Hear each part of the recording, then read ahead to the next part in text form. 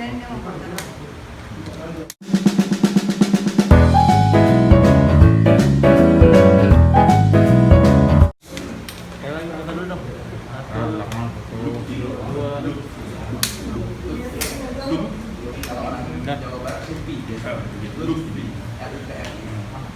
Bisa dimulai ya, kawan-kawan. Terima kasih kawan-kawan sudah mampir di tempat ini karena kebetulan sudah tertunda beberapa waktu. Lutfi ingin menyampaikan konsultasi dengan beredarnya atau viralnya istilah anjay. Jadi beberapa minggu lalu sebenarnya sudah kontak-kontakan untuk berkonsultasi apakah kata istilah anjay yang viral itu dapat digunakan atau tidak.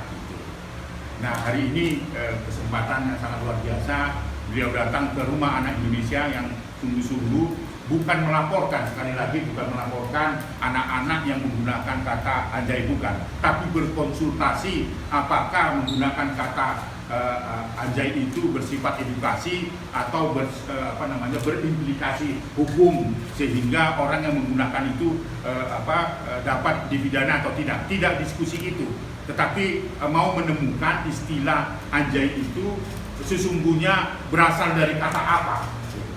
Semua orang tahu, saya kira kita pernah remaja, pernah nongkrong, pernah gaul dan sebagainya. Sejujurnya ketika masyarakat melaporkan atau meminta pendapat Komnas Perlindungan Anak dengan viralnya istilah anjay itu untuk mencari tahu apa sih sebenarnya yang melatar belakangi kata anjay itu menjadi populer. Jadi sebenarnya setelah dipelajari itu ada kata-kata yang hampir sama, yang maknanya juga sama sebenarnya, tetapi itu tidak populer ketika waktu itu. Kata-kata diganti berdasarkan bahasa tongkrongan, bahasa gaul. Ada anju, ada anjing, macam-macam itu. Dan itu tidak bermasalah ketika itu dianggap itu sebagai bahasa gaul. Tetapi ketika muncul kata anjay pengganti seolah-olah tanda petik kata yang bersifat distorsi terhadap satu definisi dan sebutan anjing misalnya. Nah, itu menjadi viral. Nah, beliau datang ke sini untuk menyamakan satu persepsi, betulkah tidak boleh menggunakan kata anjay itu? Bagi Komnas Perlindungan Anak, setiap kata pasti ada makna. Bisa makna negatif, bisa makna positif. Bisa bermakna edukasi, bisa tidak. Nah, sepanjang yang kita tahu bahwa jika itu berasal dari kata anjing dan merendahkan martabat, itu sekali lagi, itu tegas. Tidak ada toleransi menggunakan istilah apapun, bukan hanya kata anjay. Kalau itu merendahkan martabat, menyakiti hati orang, dan tidak mendidik anak-anak sebagai generasi untuk menggunakan bahasa yang baik, Komnas Perlindungan Anak jelas menyatakan itu, apalagi itu berimplikasi hukum, tidak dibenarkan. Karena anak-anak tidak boleh dipidana hanya karena menggunakan kata anjay itu. Oleh karena itu sikap kita bersama adalah bagaimana silakan menggunakan itu jika itu tidak berimplikasi hukum dalam definisi bahwa itu terpenuhi unsurnya merendahkan martabat, merugikan orang lain, please. Tetapi kalau itu berimplikasi hukum, itulah kedudukannya Komnas Perlindungan Anak dan apa yang akan disampaikan oleh saudara kita ini, Lutfi misalnya, itu yang harus diluruskan. Nggak ada orang yang bisa melarang menggunakan bahasa dirinya sendiri sebagai bagian dari menghambat ekspresi. Nggak ada itu. Ekspresi adalah hak asasi manusia. Nah, oleh karena ini siang ini saya kira nanti bisa disampaikan, tapi sikap kita tetap jika itu dilakukan berimplikasi hukum, maka kita harus lindungi anak-anak, ya, jangan menggunakan itu kalau berimplikasi hukum. Lalu kemudian itu merendahkan martabat seseorang ketika berkomunikasi, itu juga tidak dibenarkan. Tetapi Komnas Perlindungan Anak berambil sikap, ayo kita lindungi anak. Semangat besarnya adalah bukan mempidanakan anak. Kehadiran beliau juga bukan karena untuk melaporkan anak-anak menggunakan itu lalu kemudian dipidana dan sebagainya. Karena apa? Sangat miris sekali, ya. Tadi disampaikan kepada saya, ini sudah sampai harus dihentikan sebenarnya kalau itu berimplikasi merendahkan martabat. Misalnya gini, lagu Balonku ada 5, itu dijawab dengan anjay akhirnya. Balonku ada 5 anjay. Duh, kalau itu adalah konotasinya adalah merendahkan martabat atau mendefinisikan ucapan mengganti kata anjing menjadi anjay. Oh, saya kira pencipta lagunya juga marah. Jadi kami bersepakat ya untuk ini bagaimana melakukan edukasi. Gunakanlah bahasa yang baik dan santun, ajarkan kepada anak-anak berbahasa baik dan santun, karena bulan depan kita akan merayakan Hari Sumpah Pemuda, di mana kita mendeklar bahasa yang santun, bahasa Indonesia adalah bahasa kesatuan kita yang harus kita ajarkan kepada anak. Gunakan ada istilah-istilah yang lebih spektakuler lagi sebenarnya kalau kita bisa temukan di bahasa-bahasa. Saya kira demikian pengantar saya. Terima kasih. Assalamualaikum warahmatullahi wabarakatuh semuanya. Terima kasih teman-teman media.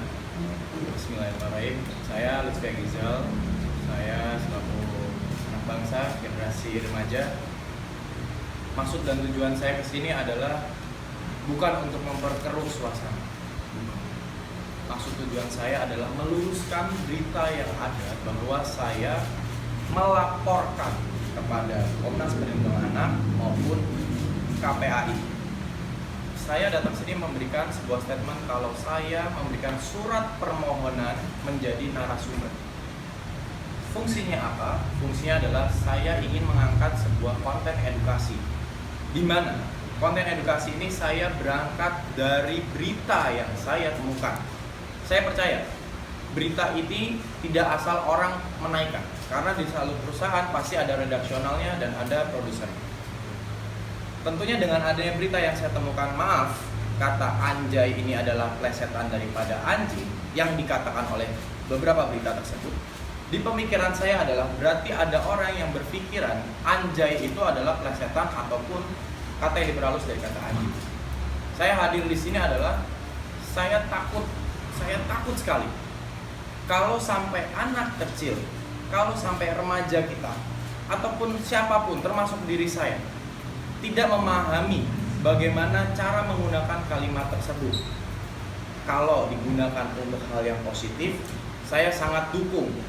Tapi tolong diingat, kalau itu menjadi permasalahan untuk merendahkan martabat seseorang, menjadikan seseorang itu sakit hati, tersinggung, saya di sini hadir untuk memberikan wawasan ini. Jadi saya sama sekali tidak pernah melarang ya menggunakan satu kata itu, tidak. Ketika memang pengen digunakan silakan go ahead. Tapi please, saya mohon ajari sesuatu hal yang baik. Gunakan kalimat kata itu menjadi kalimat-kalimat yang positif dan jangan jadikan kalimat negatif. Karena apa? Saya menemukan di depan mata kepala saya sendiri ada anak kecil usia 5-8 tahun, Pak. Maaf, Pak. Saya selalu ngomong sih, Pak, kalau benar kata itu, karena saya ngeliat sendiri depan mata saya, Pak. Usia 5-8 tahun lagi belajar naik sepeda. Ketika dia jatuh, temannya bilang begini, haha, syukurin kamu jatuh anjay. Itu dia dilakukan di saat orang tuanya lagi melempar. Saya yakin anak kecil ini tidak tahu artinya apa. Saya mengajak seluruh rakyat Indonesia, kita bantu usaha guru-guru kita, guru, dosen, pahlawan tanda jasa, semuanya, pemuka agama, apapun itu, semua mengajarkan suatu hal yang baik. Karena tanggung jawab itu adalah tanggung jawab kita semua, bukan hanya orang tua di rumah. Karena ingat, kita tidak bisa mengawasi siapapun anak kita kalau bukan cuma kita sendiri di keluarga, tapi juga faktor lingkungan kita harus jaga. Itu aja tujuan saya. Dan sama sekali saya tidak pernah melaporkan, ya, tidak pernah melaporkan siapapun anak itu untuk berdasarkan hukum. Tapi saya menjadikan itu sebuah fenomena untuk saya tanyakan kepada Komnas Perlindungan Anak yang memang, maaf, fokus dan bidangnya di bidang perlindungan anak. Sebenarnya ketika hal ini terjadi, konsultasi saya dengan Pak Aris, kita bisa share. Insya Allah masyarakat di luar akan menerima dengan tujuan ini memberikan sebuah wawasan dan edukasi supaya tidak ada orang yang terpidana, tidak ada orang yang tersakiti, tidak ada orang yang dilaporkan dari segi hukum karena masalah sepele dengan satu kata yang bisa dirangkai untuk menyakiti seseorang. Saya mohon, influencer, public figure, artis, termasuk saya sendiri saat ini sedang dilihat. Ketika kita dilihat seseorang, maka kita punya power of social media. Bagaimana kalau kita sama-sama mengajarkan suatu hal yang positif, memberikan suatu edukasi yang positif supaya apa? Supaya masyarakat semua ini bisa berpikir kita harus bersikap seperti apa. Itu saja tujuan saya. Dan saya mohon influencer siapapun itu janganlah malah kita mengajarkan maaf main game sambil ngomong tit reaction ataupun ngomong tit. Kalau bukan kita yang jaga, siapa lagi? Kalau memang generasi kita sudah terbiasa dengan hal yang buruk, hal yang aneh, hal yang kurang diterima oleh sesuatu hal, jangan kita ajarkan juga ke generasi kita selanjutnya. Itu aja sih Pak. Itu bentuk kepedulian saya sebagai masyarakat Indonesia. Di dompet saya masih ada KTP Indonesia. Maka dari itu kebebasan berpendapat itu adalah hak segala bangsa. Dan tujuan saya adalah ketika memang pendapat kalian berbeda dengan pendapat saya tidak masalah. Saya tidak sakit hati, saya tidak apa-apa. Yang penting kita harusnya tidak menjadi perpecahan. Ya. Saya selalu bilang sama teman-teman saya yang berbeda pendapat, boleh kita berbeda pendapat di sosial media, tapi saya tidak pernah menganggap kalian dalam musuh. Ketika saya bertemu dengan kalian, dengan teman-teman saya yang berbeda pendapat, saya merangkul mereka. Saya tunjukkan kalau memang kita ada masalah. Seperti itu. Yang saya takutkan adalah ketika saya melakukan seperti ini, akhirnya Pak, Instagram saya di take down, di report sama banyak orang. Saya takut aja nanti tidak ada generasi ataupun anak remaja yang bersifat kritis, memberikan sebuah edukasi, bertujuan positif. Mereka takut Pak, mereka trauma karena melihat kondisi saya seperti ini. Karena 150 juta orang mengejar saya Pak. Baik, saya kira itu keterangan beliau dan karena waktu juga singkat, tapi sudah jelas maksud kehadiran beliau ke tempat ini sekali lagi untuk bertukar pikiran, meluruskan berita-berita supaya mengarah pada penggunaan istilah apapun menjadi edukasi yang baik sebagai bagian dari komitmen beliau untuk memberikan edukasi kepada anak-anak kita. Kalau masih ada 1, 2, 3 pertanyaan untuk